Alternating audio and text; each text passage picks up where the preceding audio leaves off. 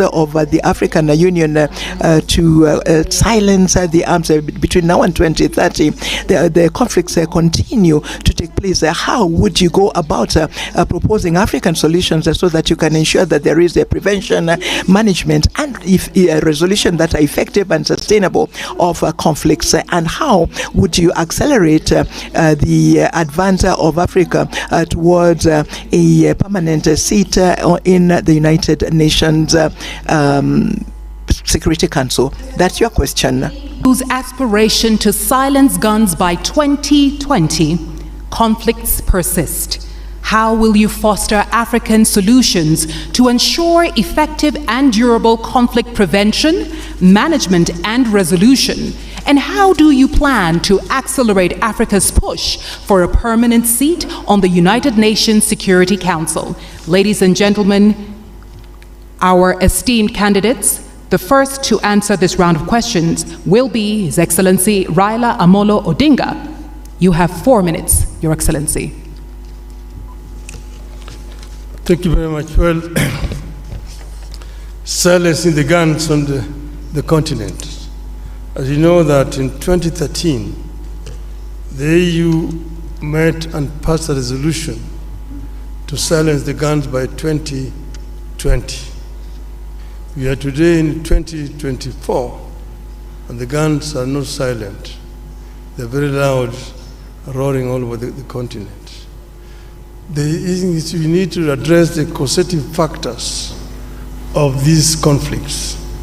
There are some which are conflict caused by poverty or deprivation. Some of them by conflict within the society. Again, things like ethnicity and so on.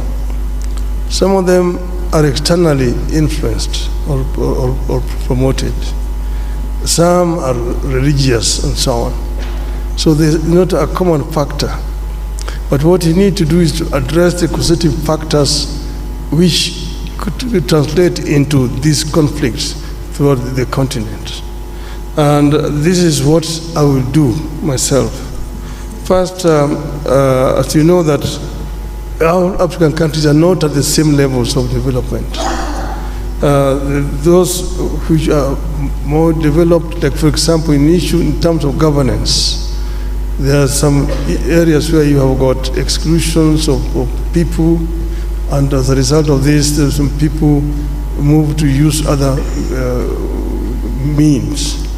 We need to find a way of creating an environment for dialogue within our societies so that we can be able to prevent these differences, conflict ending up into violent confrontation between the various groups.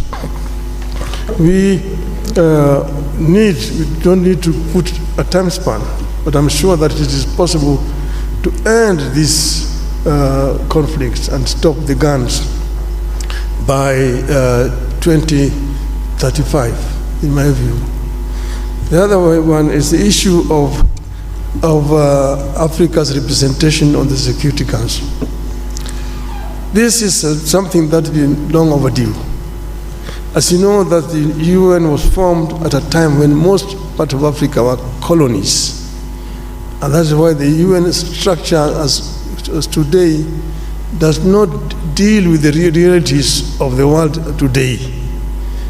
And the situation where you have 5 countries sitting in the Security Council with veto powers, and Africa is not represented, a continent with 1.4 billion people, is not tenable and it's not accessible.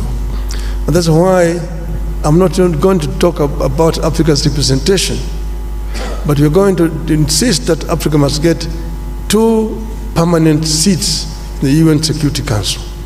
This is only fair, because we are a continent of 55 sovereign nations. We cannot be excluded when Europe has got 3 permanent representations on the Security Council. Permanent representation with the veto powers is a must for Africa. And this I'm going to insist when I'm elected. If the heads of state of Africa sees fit that I should lead this. I will work together with all the leadership of the continent to ensure that the continent gets a fair treatment on the international scene. Thank you so much, Excellency. Candidate of